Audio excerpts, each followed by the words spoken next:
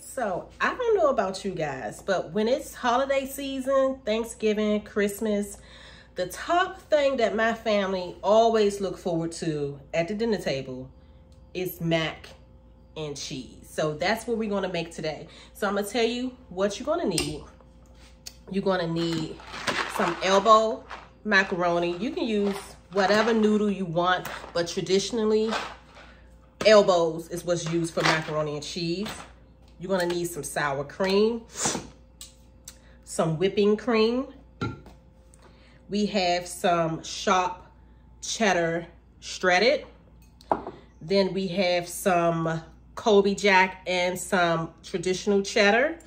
And I also have some mozzarella, and I have another pack of shredded cheese to the side. And we have some butter. So the first thing you're gonna do is you're gonna boil your noodles. So when I boil my noodles, I like to add a little chicken broth to give it a little extra flavor. So now that our macaroni is boiling, we are going to take some butter. Throw that in your pot. Then we are going to pour in our whipping cream. You're gonna heat this for maybe 3 minutes until it get a little warm, and then you're going to throw in your cheese. Some people call this a roux. In my family, we do not call it a roux. We call it a cheese sauce. Traditionally, a roux includes like flour, eggs. That stuff isn't necessary for really good mac and cheese. At least that's how my family do it. And it's a debate on should you put egg in it, should you not put egg in it. It's totally up to you. But if you use cheese and whipping cream, an egg is not needed.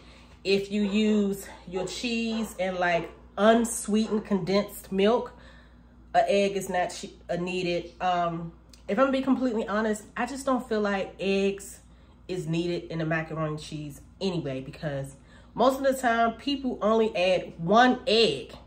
If you're making a big pan like this, how much binding do you all really think 1 egg is going to do?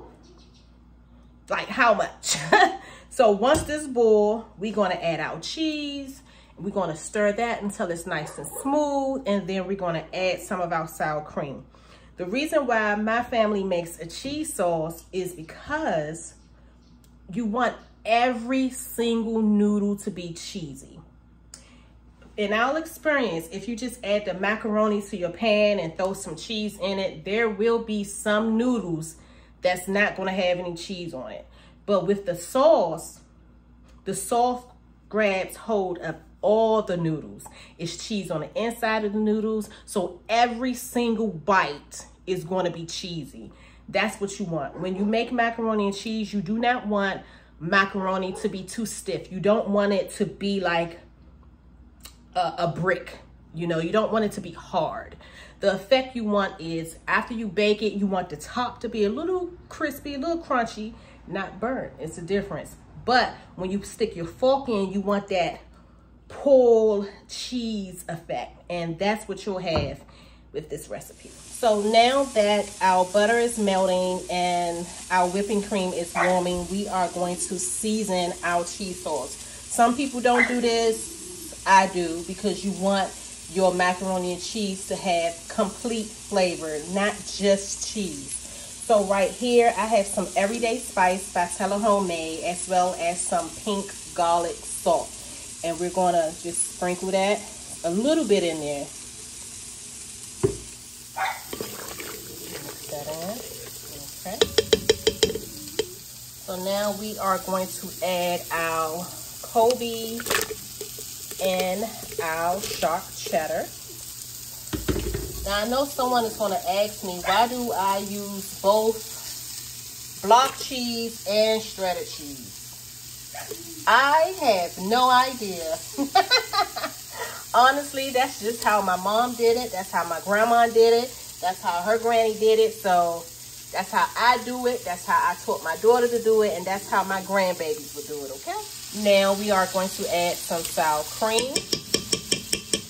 And then we're gonna add our shredded, and we're gonna stir it. You wanna make sure you mix until it's smooth, because what will happen is if you don't stir it up, it will stick to the bottom of your pan, and you don't want that.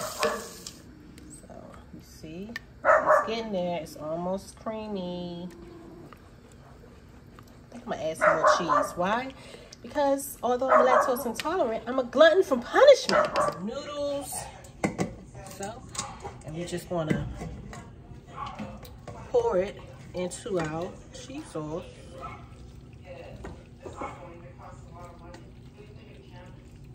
And then you are going to get whatever pan you are going to use to bake and grease it so it won't stick.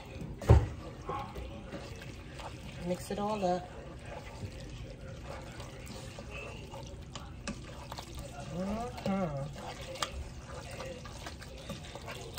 And then you're going to bake this at 350 for 45 minutes. I bake mine a little longer because my family likes the top of the macaroni and cheese to be a little crunchy, a little crispy, but not burnt. It's definitely a distance. Right, babe? Yep. Okay. Let's transfer our macaroni to the pan.